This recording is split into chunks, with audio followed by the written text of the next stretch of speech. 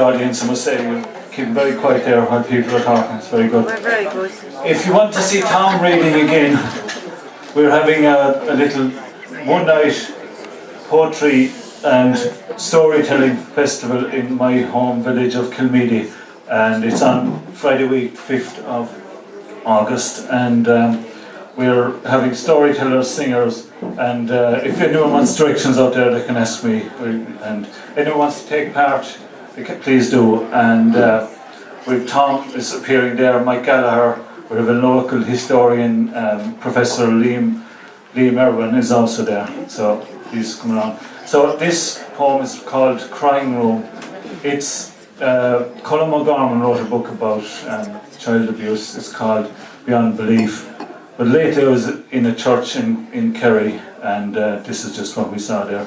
The crying room is where they put in the kids if they're crossing church. Crying room. Near the corner of a Kerry church lies the crying room. We don't pass the notice on the glass door, but we can see where noisy infants and parents can be kept quiet. Near the vacant altar and unfilled collection boxes are church quotes. Good news, do this in memory of me. By the aisles are colourful national school paintings on columns. Exiting the side door, clatter of a lawnmower draws us to a pushing, black-coated, aged priest. Above his collar he smiles at us. We smile back. Sounds of the moor echo through the town and beyond belief. To go with the theme sort of this evening, I didn't bring a poem of my own. I brought song lyrics that I've worked with to make just a bit more a bit readable, and it's a song. The poem is Afrikaans, and I'm going to read it in Afrikaans for the international flavour here. And it's a song. It's a poem about Lisa and her piano, and essentially the story goes that when she's involved, when she's consumed by her playing, the whole world becomes part of the music, and the music becomes part of the world. It's quite simple, but quite profound as well. Lisa se klavier. Ek het 'n vriendin ver by die blou see, teen die hang van Tafelberg. As die son sak, speel sy die mooiste melodieë. Haar vingers ken die pads, opgesluit in wit en swart, die klavier se grootste vreugde, hartseer en verlange, verstaan die hart se diepste smart. En Lise kan nie ophou as sy eers begin het nie. Sy laat my nooit huis toe loop of afskeid neem voor my laaste sigaret nie. Ek staan op haar balkon en drink haar appelkoos tee, kyk uit na Kaapstad in die nag, die liggies en die swart see. En die hele wêreld word stil en luister in die donker uur na die naggeluide en Lisa se klavier. En onder op die sypaadjie sien ek die bergie en sy maat staan op en kyk ver na bo vanuit die vullis op Oranjestraat. Wel ken al lank die klanke wat uit haar woonstel stroom, lank na 12 met die venster oop. Al nou nie bure ook al word Lise elke boemelaar se droom. En die hele wêreld word stil en luister in die donker uur na die naggeluide en Lise se klavier. We had an atrocity in Norway at the weekend.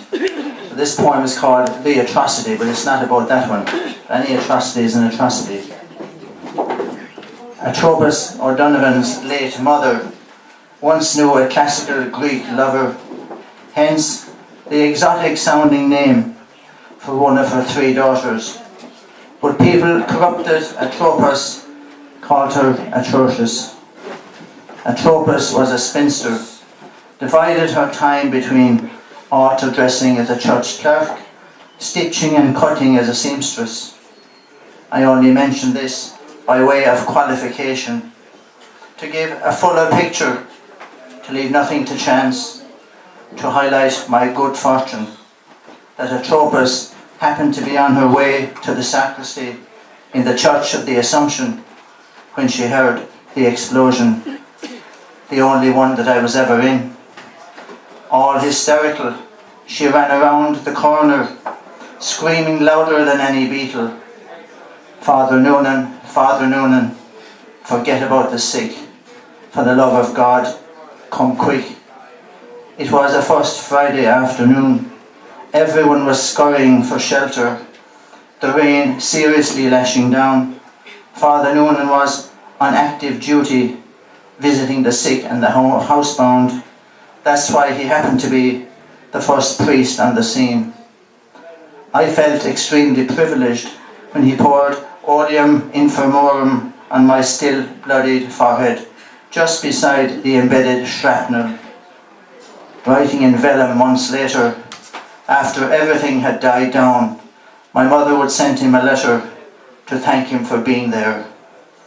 The thunderous bang that afternoon took my breath away, delivered me with success to become the centre of attention, not just to hear Father Noonan whisper an ancient sounding prayer, probably Latin, and for what it was worth, I became an object of employment for ambulance, hospital, media personnel, for politicians, police, the army, judiciary, for the catering industry, the church industry, not least the funeral industry, writing on behalf of my body parts. And it's only fair to mention I love surprises, the way they can blow you away. But some niggly part of me wishes that I had known my fate on that atrocious day. As well as saying Amen, I could have tipped off Atropos, saved her from becoming hysterical. Thank you. You'll be glad to hear that I'm not going to sing. I could do the Queen alright for you, but I can't sing. If I asked a certain question here tonight, I know what the answer would be. Everyone would say, this economy is fucked up. And maybe even a bit more ruder than that. But the question I'm going to pose tonight is crisis. What crisis? Financial crash, zombie banks, bailouts, recession, unemployment, mortgages in arrears, ghost estates, and something else I forget. Politicians, no, not the IMF. Negative equity, that was the one. Politicians, pensions, bankers, bonuses. Stock markets crash, bankrupt firms. But what of you and I? What of our culpability? Crisis. What crisis? We still sip our red wine, smoke our cigarettes, drive our motor cars, go on foreign holidays. Samaria, a Somali mother, leaves her two youngest children to die by the roadside. They too weak and emaciated to carry on. This done in a desperate attempt to save her older two.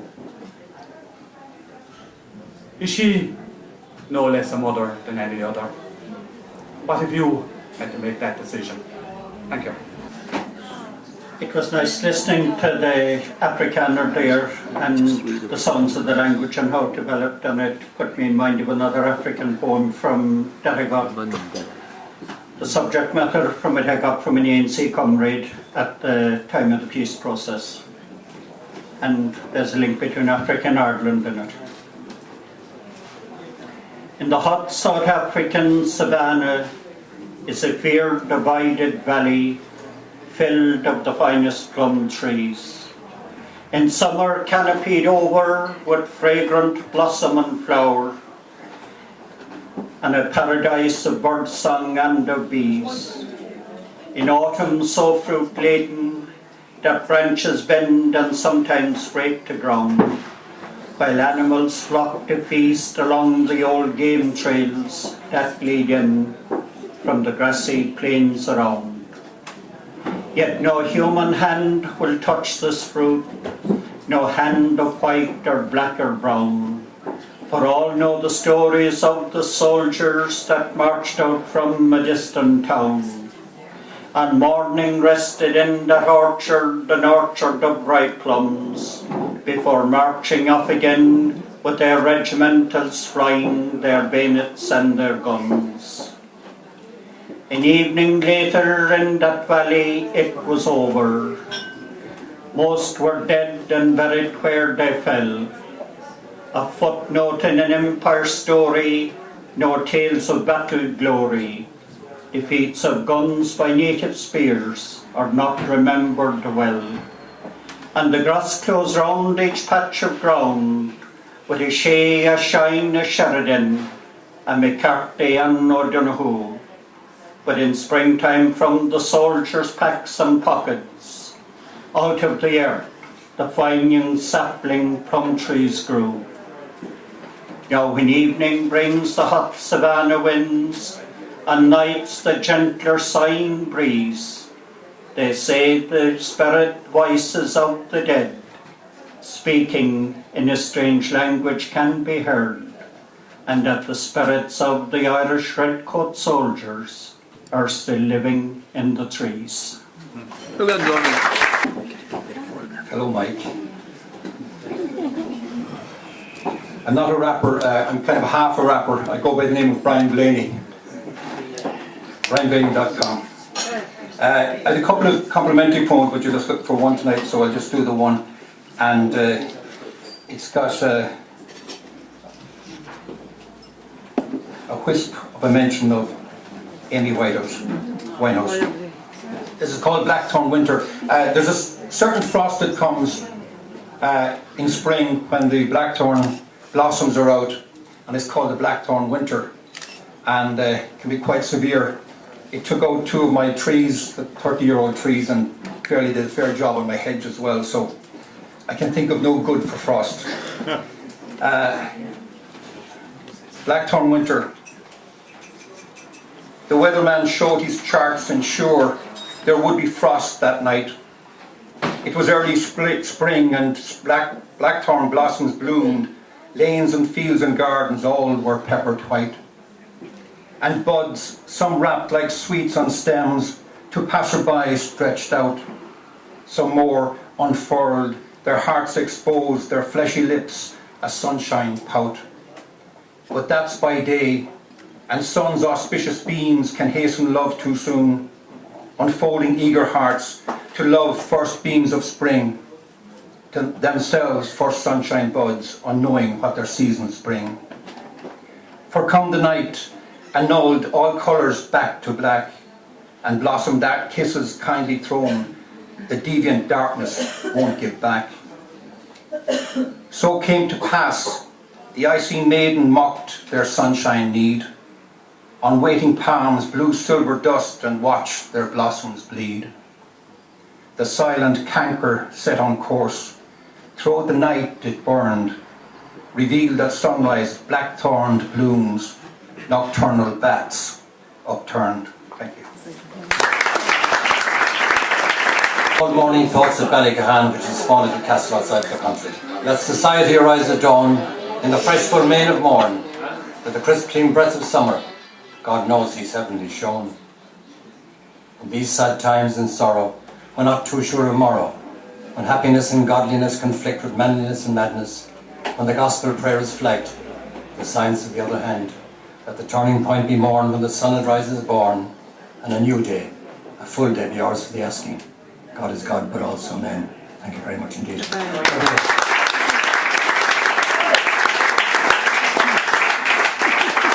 Take a 5 minutes break now. No, 5 minutes break, strictly 5 or 6 minutes, and then we invite our guests to join us. Thank you very much indeed.